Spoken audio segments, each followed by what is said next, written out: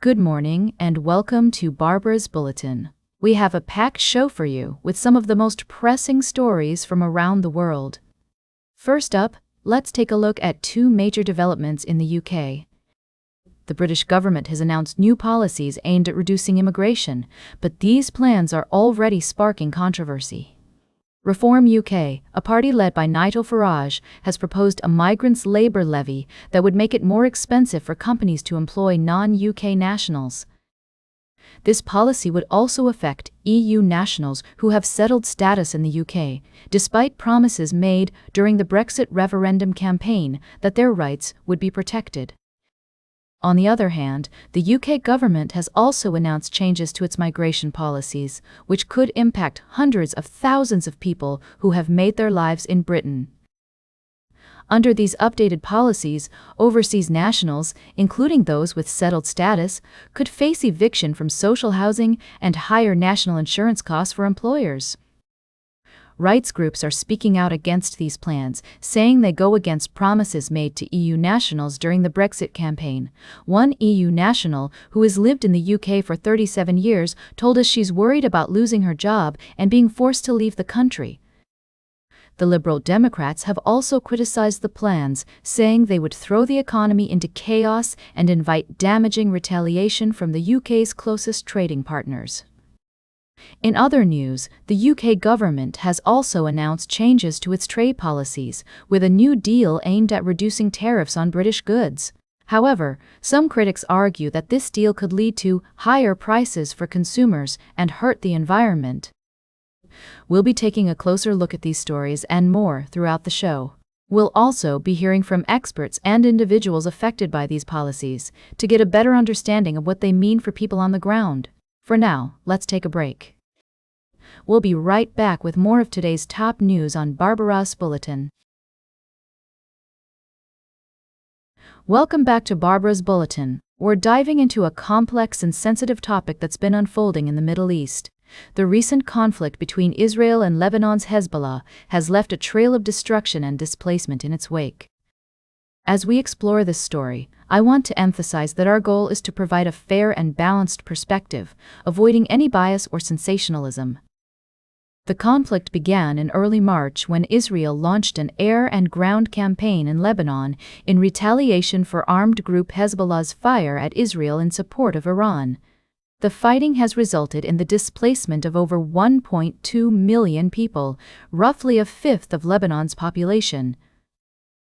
Many have been forced to flee their homes, with some seeking shelter in government-run displacement camps or with relatives in safer areas. The humanitarian situation on the ground is dire. According to Lebanon's National Council for Scientific Research, more than 90,000 housing units have been damaged or destroyed across the country since the start of the war. This has left families like that of Hussein Merhi, a 39-year-old farmer from the historic Lebanese border town of Kfar Kila, without a home or livelihood to return to. Merhi's story is just one example of the countless individuals and families affected by this conflict. His village lies in ruins, and he's been forced to seek shelter in a university being used as a displacement camp in the southern Lebanese port city of Sidon.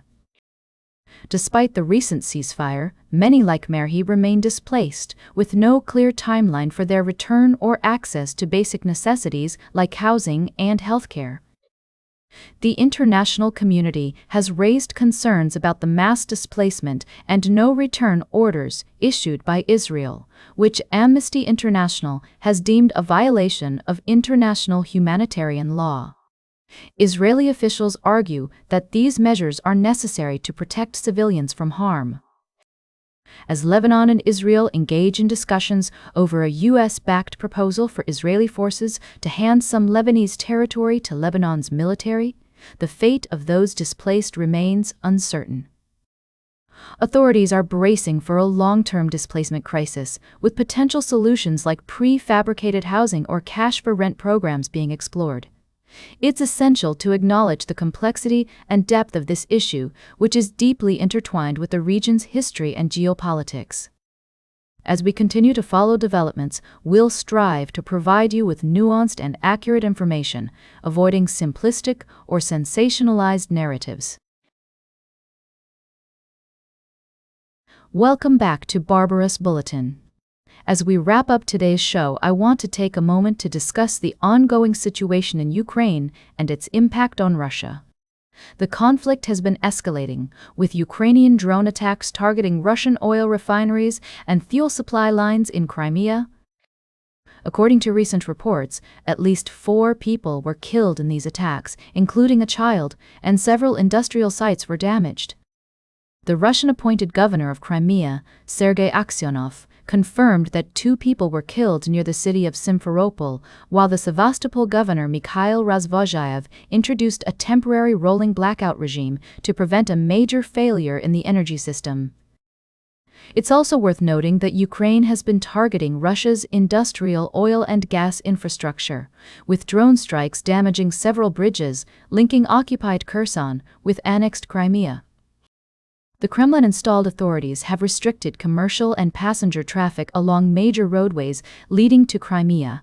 As we consider these developments, it's essential to remember the complexities of this conflict and the various perspectives involved. While Ukraine sees these actions as a necessary response to Russian aggression, Russia views them as a threat to its national security. To better understand the situation, let's take a step back and look at the broader context. The conflict in Ukraine has been ongoing for years, with both sides suffering significant losses. The international community has been calling for a peaceful resolution, but so far, a lasting solution has proven elusive. As we move forward, it's crucial to prioritize diplomacy and dialogue. Both Ukraine and Russia must engage in meaningful negotiations to find a way out of this conflict. The international community can play a vital role in facilitating these talks and encouraging both sides to work towards a peaceful resolution. In conclusion, the situation in Ukraine is complex and multifaceted. As we strive to understand the various perspectives and nuances involved, let's remember the importance of fairness, balance, and empathy. By engaging with this issue in a thoughtful and informed manner, we can work towards a deeper understanding of the conflict and its implications. That's all for today's Barbarous Bulletin. Remember to like, share, and subscribe, and until next time, stay engaged.